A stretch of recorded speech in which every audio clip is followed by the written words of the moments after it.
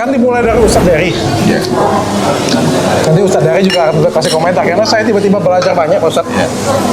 Ketemu Ustadz Dery, ketemu korban, ketemu santri, ketemu lagi Ustadz Eri, ketemu Ustadz Faizal. Ustadz Faizal udah.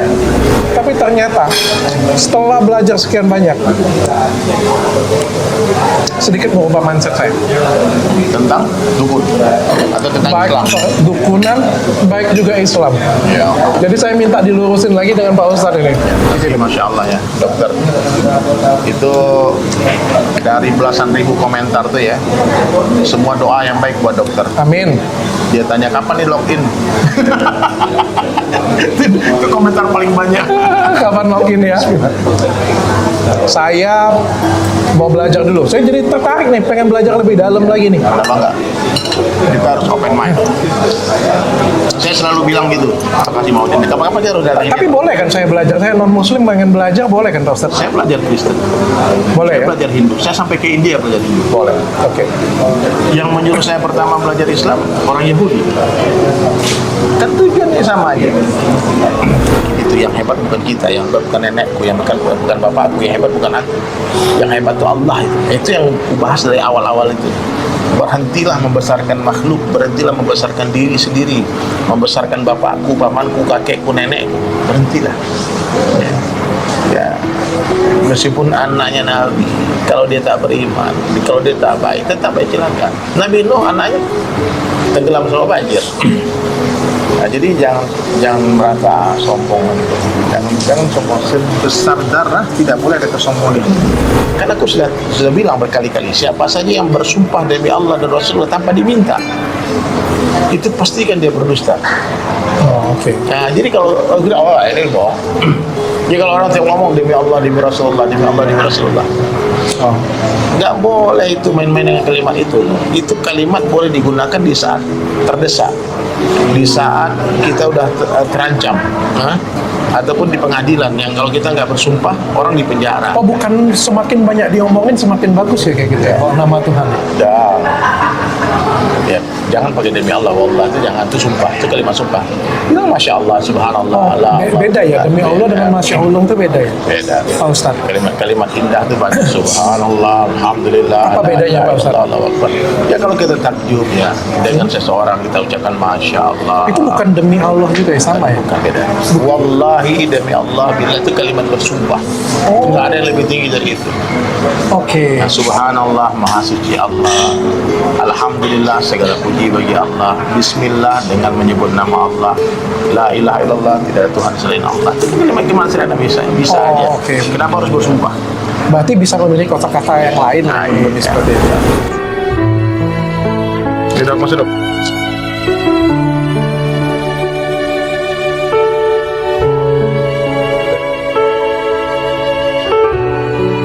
Ternyata Ustadz Dery selain bisa nyanyi, kaligrafinya bagus ya. Tanda tanganku di sini. Nanti tanda datar di sini.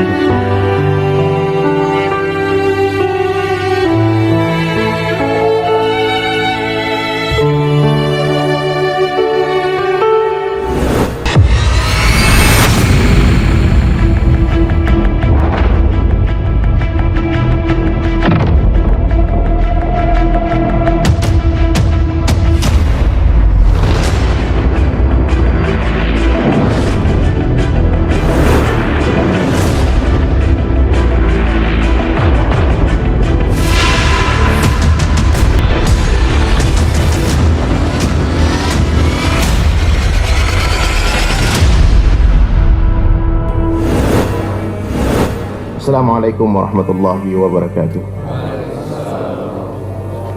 Nahmaduhu wa nusalli ala rasulihil karim, amma ba'du. Qala Allah ta'ala fil Qur'anil karim, a'udzu billahi minasy syaithanir rajim. Bismillahirrahmanirrahim.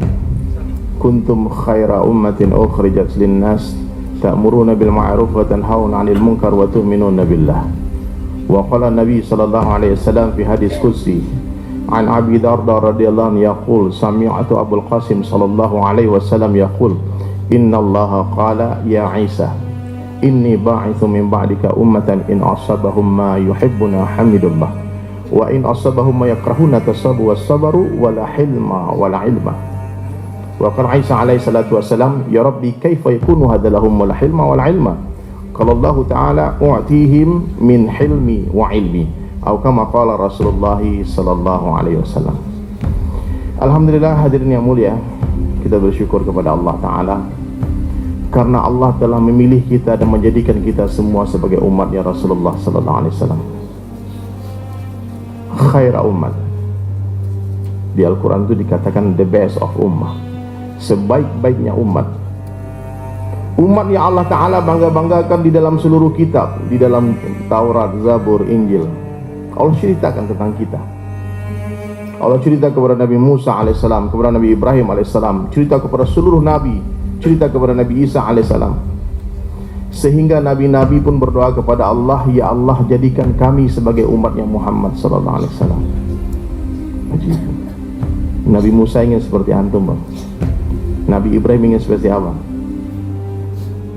Seluruh Nabi ingin seperti kita, ingin jadi umatnya Nabi Muhammad sallallahu alaihi wasallam. Dan satu-satunya doa Nabi yang Allah kabulkan hanyalah doa Nabi Isa alaihissalam. Dalam sebuah hadis yang sangat panjang, Nabi bercerita sebelum hari kiamat Allah turunkan lagi Nabi Isa alaihissalam, tapi bukan sebagai Nabi, tapi sebagai umatnya Rasulullah sallallahu alaihi wasallam. Diharamkan surga dimasuki oleh kaum-kaum terdahulu sebelum kita memasuki surga. Kita datangnya terakhir, tapi masuk surga lebih awal. Nabi kita Nabi yang terbaik, Rasulullah sallallahu alaihi wasallam, pemimpinnya seluruh Nabi. Seluruh yang berhubungan dengan Rasulullah sallallahu alaihi wasallam semua terbaik. Nama yang terbaik itu namanya Rasulullah sallallahu alaihi wasallam. Imam Syafi'i punya anak 12 orang laki-laki. Ketika anaknya lahir, dia cari nama yang terbaik. Anak pertama diberi nama Muhammad. Anak yang kedua lahir, dicari lagi nama yang terbaik, terindah. Kemudian diberi lagi nama Muhammad. Sampai 12 nama anaknya Muhammad semua. Satu orang bertanya, ya Imam, kenapa nama anakmu Muhammad semua? Dia bilang, saya sudah mencoba mencari nama yang indah, tapi saya tidak temukan nama yang lebih indah daripada Muhammad. Nabi kita Nabi yang terbaik, hadirin mulia. 100 akal yang Allah ciptakan, itu 99 akal Allah berikan kepada Rasulullah sendiri. Satu akal dibagi untuk seluruh manusia, termasuk seluruh Nabi. Anda bisa bayangkan bagaimana jeniusnya, cerdasnya Rasulullah sallallahu alaihi wasallam. Seluruh kebaikan Nabi-Nabi, bagaimana tampannya Yusuf alaihissalam, merdungnya surah Daud alaihissalam, sabarnya Ayub alaihissalam, tawakalnya Ibrahim alaihissalam, hikmahnya Sulaiman alaihissalam, kuatnya Musa alaihissalam. Semua kebaikan Nabi-Nabi Allah berikan kepada Rasulullah sallallahu alaihi wasallam. Insan kamil, manusia sempurna. Rambut yang terbaik yang pernah Allah ciptakan itu rambutnya Rasulullah. Sampai hari ini masih ada di museum. Saya pernah baca di satu artikel, penjaga museum itu cerita pernah satu kali berapa lembar rambut Nabi terjatuh. Dia cari nggak ketemu. Di malam hari dimatikan lampu, ternyata rambut Nabi mengeluarkan cahaya, nur. Mata yang terbaik matanya Rasulullah, kulit yang terbaik kulitnya Rasulullah. Keringat Nabi lebih wangi dari kasturi. Kalau Nabi melewati satu jalan, orang tahu pasti Muhammad baru saja melewati jalan ini. Kenapa? Wangi tubuhnya tinggal di sana. Sama kayak kita, Pak, masuk masjid orang tahu, pas ini Ustaz udah masuk sini. Kenapa? Hah? Wangi parfumnya yang di pinggir jalan itu kita kecium, ketahuan. Wangi keringat kita ketahuan. Nabi sallallahu alaihi wasallam hadirin mulia, sempurna. Matahari pun tidak berani menyentuh kulit Nabi langsung. Dari lahir sampai meninggal dinangui awan berjalan kemana-mana. Darah yang terbaik darahnya Rasulullah, hati yang terbaik hatinya Rasulullah, jantung yang terbaik jantungnya Rasulullah, tulang belulang yang terbaik tulang belulangnya Rasulullah, kampung yang terbaik kampungnya Rasulullah, bahasa yang terbaik bahasanya Rasulullah sallallahu alaihi wasallam, sahabat yang terbaik sahabatnya Rasulullah, keturunan yang terbaik keturunannya Rasulullah sallallahu alaihi wasallam, dan umat yang terbaik adalah umatnya Rasulullah sallallahu alaihi wasallam. Fikir yang terbaik fikirnya Rasulullah, dan kerja yang terbaik adalah kerjanya Rasulullah sallallahu alaihi wasallam. Tentu semua orang-orang intelektual di sini, orang-orang bekerja, pasti orang sekolahan kan. Orang sekolah dia punya akal, dia berpikir. Pertama yang dia pikirkan, siapa yang menciptakan pikiran saya sehingga bisa berpikir? Pak. Kalau kita jangan sombong, Pak, ini akal kita, intelektualnya Allah yang beri. Allah bisa jadikan orang yang paling cerdas di dunia menjadi orang paling idiot di dunia dalam hitungan detik. Tinggal Allah konsletkan sedikit otak, ketawa sendiri sudah. Rebutan makan di tong sampah sama anjing. Jadi jangan sombong, nggak ada sombong. Maka Rasulullah SAW hadirin mulia, Nabi yang terbaik, berbeda dengan nabi-nabi terdahulu. Kalau nabi terdahulu sebelum dia buat kerja dakwah, sebelum Allah perintah berdakwah, Allah berikan kitab sempurna, Allah ajari dulu. Nabi Musa alaihissalam Allah suruh belajar kepada Nabi Syuaib 8 tahun tambah 2 tahun jadi 10 tahun. Mondok dulu, belajar dulu, berilmu dulu, alim dulu. Setelah Allah sempurnakan Taurat, Allah berikan kepada Nabi Musa alaihissalam, baru perintah dakwah turun kepada Nabi Musa. Nabi Musa sebelum berdakwah Allah berikan Taurat sempurna. Nabi Daud alaihissalam sebelum berdakwah Allah berikan Zabur sempurna. Nabi Isa alaihissalam sebelum berdakwah Allah berikan Injil sempurna. Tapi Rasulullah berbeda. Sebelum berdakwah Allah beri 5 ayat saja. Iqra bismi rabbikal ladzi khalaq, khalaqal insana min 'alaq. Semua kita hafal ayat ila akhir ayat. Setelah 5 ayat tadi hadirin mulia, apa perintah berikutnya? Ya ayyuhal mudassir, hai orang yang berselimut, kum, bangun, fa'anzir, beri peringatan. Perintah dakwah langsung turun hati. Itu bedanya Pak. Jadi orang hari ini banyak yang salah paham. Dia pikir kamu kalau nggak berilmu nggak boleh berdakwah. Itu kefahaman Bani Israel Pak. Harus berilmu dulu, harus alim dulu, baru boleh berdakwah. Nabi Musa itu punya anak buah namanya Nakib. Jumlahnya kurang lebih 70 orang. Dia boleh ikut membantu dakwahnya Nabi Musa alaihissalam dengan syarat harus hafal dulu Taurat. Harus berilmu dulu, baru boleh berdakwah. Nabi Isa alaihissalam punya murid namanya Hawarin. Kurang lebih 70 orang juga. Dia harus hafal dulu Injil baru boleh berdakwah. Kalau tidak ada ilmu, bukan ulama, tidak boleh berdakwah. Itu nabi-nabi terdahulu, ilmu syaratnya, ilmu pertama dulu. Allah berikan kitab sempurna baru berdakwah, itu Nabi Isa alaihissalam. Tapi Rasulullah beda, dakwah dulu baru Allah berikan ilmu. Itu bedanya Pak. Umatnya pun begitu. Nabi katakan balighu anni walau ayah, sampaikan oleh kalian walaupun 1 ayat. Ini semua sudah Al-Fatihah, 7 ayat itu. Jadi kita tidak ada alasan lagi alibi mengatakan saya tidak ada ilmu, saya tidak boleh berdakwah. Kecuali antum tidak hafal Al-Fatihah, tidak bisa syahadat. Tapi kalau sudah bisa mengucapkan 2 kalimat syahadat, keyakinan kita mesti disampaikan. Jadi hadirin yang mulia, kalau saja nabi-nabi terdahulu seperti sebuah mesin yang bisa mencetak 1000 buku, Rasulullah SAW seperti sebuah mesin yang bisa mencetak 1000 mesin. Coba tuh pikir saat, apa bedanya? Kalau nabi-nabi terdahulu seperti sebuah mesin yang bisa mencetak 1000 buku, Rasulullah SAW seperti sebuah mesin yang bisa mencetak 1000 mesin. Yang mana 1000 mesin tadi bisa mencetak lagi 1000 mesin lagi, 1000 mesin lagi, 1000 mesin lagi, sehingga dalam waktu singkat 23 tahun Islam tersebar ke seluruh penjuru alam.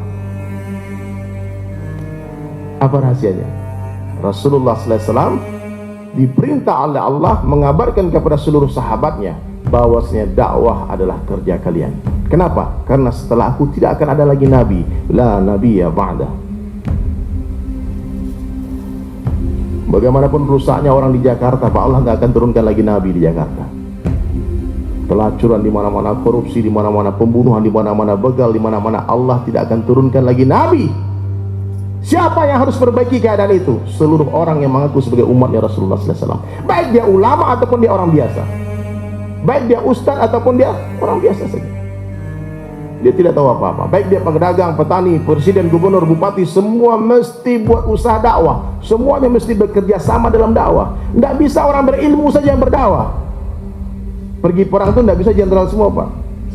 Kopral pun ikut, mayor pun ikut, tukang pijit diajak juga, tukang masak diajak juga, tukang cuci diajak juga. Semua kita mesti berjamaah. Kalau kita bersatu dalam dakwah hadirin mulia, apapun organisasinya, apapun kelompoknya, apapun mazhabnya, apapun kajiannya, bersatu berkasih sayang dalam dakwah, selesai masalah umat. Apapun partainya, semuanya terserah. Apapun sukunya, kita tidak boleh berpecah dalam dakwah, mesti ukhuwah dijaga dalam sini. Ajak manusia kepada Allah. Qul hadhihi sabili ad'u ila Allah. Katakanlah wahai Muhammad kepada seluruh umatmu, hadhihi sabili, inilah jalanku. Ad'u ilallah, ajak manusia kepada Allah, bukan ajak kepada kelompok, bukan ajak kepada partai, bukan ajak kepada mahzab, bukan ajak kepada golongan kita, bukan, ajak kepada Allah saja. Paham gak, Pak? Nah, jadi hadirin mulia, dijelaskan di dalam Al-Quran, kita mesti berbangga kepada nisbat satu Islam.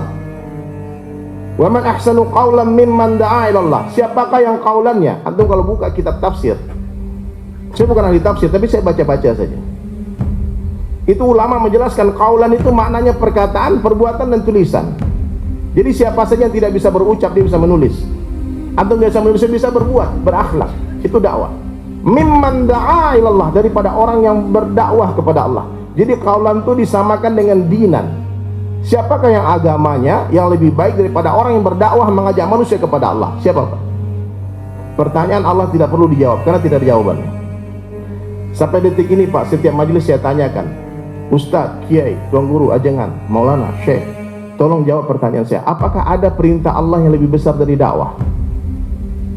Sampai hari ini belum ada satu orang pun yang berkicau mengatakan ada. Ada, Pak? Mana lebih penting dakwah, Pak, daripada sholat, daripada haji, umrah, zakat? Dakwah yang lebih penting. Orang sholat belum tentu dakwah, Pak. Sholat, dakwah itu kata Rasulullah SAW, umul fardu, ibu dari segala amalan. Kalau kita dakwahkan itu dakwah, insya Allah orang yang kita dakwahi dia akan sholat, dia akan zakat, dia akan puasa, dia akan haji. Tapi orang haji belum tentu dakwah, orang zikir belum tentu dakwah, orang kajian belum tentu dakwah. Tapi orang dakwah pasti belajar. Dia pasti akan haus akan ilmu. Dia pasti akan sholat. Jadi apa yang harus kita dakwahkan hari ini keluar sana? Dakwahkan dakwah itu sendiri, multi level akhirat. Itu orang-orang non muslim, dia pelajari cara dakwahnya Rasulullah, bagaimana bisa berkembang. Maka terciptalah itu multi level marketing itu. Dia janjikan royalti. Allah Ta'ala menjanjikan royalti juga. Kalau kamu ajak satu orang berbuat kebaikan, kamu dapat royalti 100% sempurna amalan orang itu. Bukan 10%, bukan 2%, 1%, 100%. Jadi dakwah ini adalah pekerjaan yang paling bergengsi dalam pandangan Allah. Perintah Allah yang paling dahsyat, perintah Allah yang paling besar. Kenapa? Karena Allah sendiri buat dakwah. Wallahu yad'u ila salam. Sesungguhnya Allah itu dai, mengajak manusia kepada surga. Kalau Allah Subhanahu wa ta'ala Allahu Akbar, maka sudah tentu kerja Allah kerja yang maha besar. Dan orang-orang yang buat dakwah adalah orang-orang besar dalam pandangan Allah. Janji yang Allah janjikan, pahala yang Allah janjikan, hadirin mulia, untuk orang buat dakwah begitu besar. Bahkan tidak ada pahala yang lebih besar daripada pahala dakwah. Kalau saja pahalanya begitu besar mengajak orang kepada Allah, hadirin mulia, maka meninggalkan dakwah dosanya sangat besar. Dakwah itu bahasa Arab, kalau bahasa Indonesianya artinya mengajak, bukan mengajar, Pak. Ceramah ini, Pak, gerak lidah, mudah, ini bagian kecil dari dakwah. Dakwah itu amal agama sempurna. Kadang dengan pakaian kita, dengan muamalah kita, muasyarah kita. Bapak berdagang, transaksi, orang bisa dapat hidayah. Masya Allah, orang Islam dagang luar biasa ya. Dia ceritakan aib-aib barangnya. Ini mobil, Pak, saya jual, Pak, ya pernah turun mesin 3 kali, Pak. Kalau dibawa mogok-mogok terus, Pak. Silahkan, Pak, Bapak beli dengan harga berapa. Nah, itu cara berdagang orang Islam. Tapi kalau mobil Bapak pernah turun mesin, pernah tabrakan, nggak diberitahu, itu hasil transaksi jual beli muamalahnya haram. Mimman da'a ilallah wa amila salihan, dan dia beramal saleh, wa qala innani minal muslimin, dan dia berkata, aku orang Islam. Pak, saya orang Islam biasa, Pak. Kalau antum tanya apa ormasnya dari kecil, saya orang Padang. Di Padang itu Muhammadiyah. Saya ngertinya fikihnya itu Muhammadiyah. Tapi nggak apa-apa. Orang NU saudara kita, orang NW saudara kita, Hizbut Tahrir saudara kita, PKS saudara kita, partai meskipun berbeda. Ada yang nggak berpartai juga. Salafi saudara kita, Jamaah Tabligh saudara kita.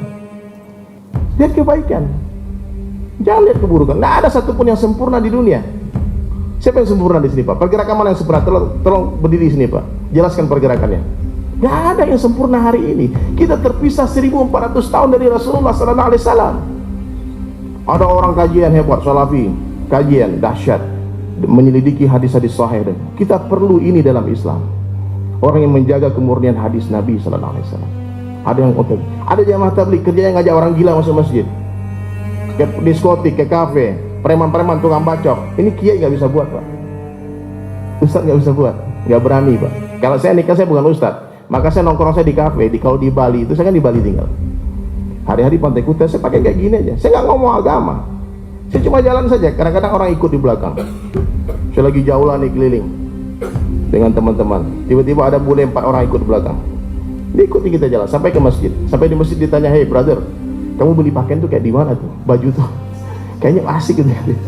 Pasti kamu pakai baju tuh dingin ya katanya, angin-angin gitu." Iya, longgar.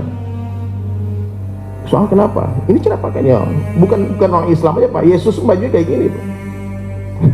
Dia tahu. Ada kerja bagi-bagi tugas, Pak. Bagi-bagi tugas. Ada tugas yang bisa dikerjakan orang tabligh.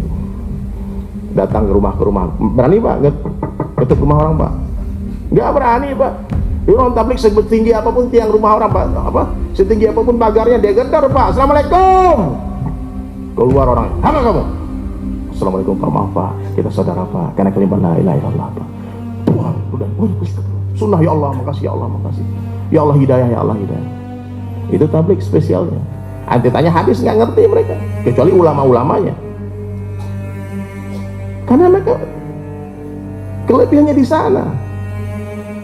Dia carikan guru, kalau kata apa? Guru kita Ustaz Nuruddin Al-Banjari di Bogor. Kerjanya orang-orang tabligh itu mengajak orang dari neraka ke pintu surga. Kerjanya para ulama, orang-orang ahli ilmu mendorong orang dari pintu surga ke dalam surga. Pak, kerjasama Pak ya. Jangan antum lagi selalu menyalahkan kamu ngapain keluar-keluar. Kalau antum nggak bisa keluar seperti orang tabligh, bantu orang keluar minimal dengan doa. Ini dakwah, Pak. Dakwah itu bisa dibuat dengan segala cara. Profesi kita, orang kantoran dakwah di kantor, petani dakwah di sawah, pedagang dakwah di pasar, seniman-seniman dakwah dengan karya-karya positifnya. Jangan dihujat juga, Pak. Gak semua orang bisa bernyanyi. Kemarin saya ketemu kawan di Bali, tukang bikin tato. Siapa namanya lupa. Saya posting itu di Facebook. Tukang bikin tato full warna nih. Dia mualaf masuk Islam. Saya tanya, kenapa kamu masuk Islam? Dia bilang, saya masuk Islam pertama gara-gara mendengar syair lagunya Tombo Hatinya Mas Opik. Itu syair, Pak. Mas Opik yang bikin nadanya, tapi liriknya Sunan Kalijaga yang buat. Ternyata kalau kita berkarya dengan niat untuk hidayah, itu dakwah hati mulia, orang bisa dapat hidayah. Ulama berdakwah dengan dalil-dalilnya, dengan hujahnya. Mujahid berdakwah dengan pedangnya. Muazzin berdakwah dengan azannya. Tukang pijit berdakwah dengan pijitannya. Saya pernah ketemu satu orang tukang pijit refleksi hadir mulia, dapat hidayah. Gara-gara apa? Kenapa kamu dapat hidayah? Saya mijitin ustadz itu katanya. Banyak orang saya pijit, kalau dia kesakitan dia teriak aduh, aduh, aduh, aduh. Tapi giliran ustadz itu dia kesakitan dia bilang Allah, Allah, Allah. Saya bilang saya pengen belajar agama habis itu tuh. Setelah itu dia mijit, setiap orang dakwah, Pak, kalau sakit ucap Allah, Pak ya. Allah, Allah, Allah. Dia dakwah dengan pijitannya. Saya punya pengalaman pernah dakwah, Pak, di Bali. Karena waktu itu tidak ada dalil, tidak ada penunjuk jalan. Kita lagi pergi khuruj dakwah di satu kampung. Tidak ada orang Islam, dikit, ada musala kecil. Jadi kita jalan, ketemu orang depan rumahnya. Saya ucap Assalamualaikum. Dia jawab Waalaikumsalam. Oh maaf Pak, kami dari masjid. Kami satu rombongan, kita lagi itikaf di masjid. Kita ini saudara Pak, karena kalimat la ilaha illallah Muhammad Rasulullah. Jadi kami lagi ada masa-masa di masjid, lagi makan-makan. Kami ngundang Bapak untuk makan sama-sama. Oh ya siap, sebentar. Dia ke dalam rumahnya, dia ambil pecinya. Dia punya peci nasional. Datang ke masjid. Sampai di masjid, kawan saya dipijit-pijit ya punggungnya Bapak. Oh enak katanya. Kurap dia Pak, dia pengen dipijit beneran. Dia pijit beneran, enak pijit. Saya kasih minum, susu, cai, semuanya, makan. Pas azan maghrib itu Bapak hilang. Mana Bapak Suroso tadi? Hilang dia. Tahu-tahu besok siang dia datang ke masjid, dibilang, Bang, bisa dipijit lagi nggak? Itu pijitannya enak kemarin. Dipijit lagi. Hari kedua di sana, hari ketiga dia datang dengan seluruh keluarganya. Dia bilang, saya sudah 2 hari ini berpikir keras. Saya ini Nasrani Pak. Tapi ketika saya masuk masjid, saya rasakan sesuatu yang beda. Ada kasih sayang di dalam masjid. dikasih makan, dipijitin, diikram semua. Kami sudah sepakat satu keluarga pengen masuk Islam, syahadat di hari ketiga. Salah masuk rumah. Saya datang ke bartender, rata-rata bartender di Bali itu orang Islam. Ada waitress cewek-ceweknya itu Muslim. Setelah saya tahu berapa orang Islam, saya tunggu di depan pintu klub. Ajak ke masjid, bang, ada pengajian besok di masjid, datang bang. Kita makan-makan, minum-minum. Habis saya malu ke masjid bang. Kenapa malu? Saya banyak dosa bang. Sholat bang. Tapi dosa saya banyak bang. Kalau dosa bapak abang banyak, sholat harus lebih banyak lagi. Tapi saya nggak pede bang. Aduh, malu saya sholat bang. Abang kalau banyak dosa, malu sholat. Seperti orang badannya kotor dengan penuh kotoran, bau busuk. Tapi disuruh mandi dibilang, aduh saya malu mandi pak. Kenapa? Badan saya terlalu bau. Mesti kalau badan kita bau, mandi harus lebih lama. Mandi harus lebih sering lagi. Maka kalau antum muda pak, jangan bicara tinggi-tinggi dulu pak. Nanti orang nggak paham. Ajak sholat saja, Bang, saya ini suka main perempuan bang. Teman saya curhat, nggak bisa hilang bang. Pokok kamu sholatnya, tutup aibnya. Sholat saja. Saya masih suka khamar bang, narkoba bang. Sholat. Saya jualan ganja bang. Sholat kamu. Saya bilang sholat kamu. Nanti kalau saya bilang munafik sama orang gimana bang? Kasih tahu sama mereka, mungkin saya memang munafik. Saya doakan ampunan untuk abang dan ampunan untuk saya. Tolong doakan saya. Tapi sholat saya itu urusan saya dengan Tuhan saya Allah. Tidak ada hubungan dengan satu orang manusia pun. Kenapa kita harus sujud sama Allah? Kenapa kita harus menangis kepada Allah? Kenapa kita harus sholat? Karena kita manusia. Kita gak sempurna. Kita banyak dosa. Kita banyak salah. Ini yang hadir di sini semua pendosa ini. Saya bisa pastikan 100% pendosa semua, termasuk saya. Kenapa? Kita punya syahwat, tiap saat pengen maksiat. Meskipun dosa kita beda-beda, nggak sama dosanya. Tapi mentang-mentang dosa kita nggak sama dengan dosa orang lain, lalu kita merasa lebih baik. Dosa lu nggak keren bro. Dosa gua dong, mantap. Enggak. Nih ibu-ibu lihat temannya belum pakai hijab. Ibu udah pakai hijab syar'i. Wah, gede hijab. Kau nggak paham agama. Itu tidak berhijab, satu dosa teman kita Allah perlihatkan di mata kita. Tapi berapa banyak dosa kita Allah tutupi. Jangan hanya gara-gara hadir mulai dosa kita berbeda lalu kita merasa lebih baik. Jangan. Saya berpakaian kayak gini bukan berarti saya lebih baik, Pak. Tidak, karena dosa saya banyak. Saya berharap sama Allah mudah-mudahan dengan cara berpakaian kayak gini ini diejek-ejek orang, dimaluin orang, nanti masuk surga. Kan Nabi berjanji, man ahya sunnati faqad ahabbani wa man ahabbani kana ma'i fil jannah. Siapa yang menghidupkan sunnahku sungguh dia cinta kepadaku, dan siapa yang mencintaiku bersama-sama denganku di dalam surga.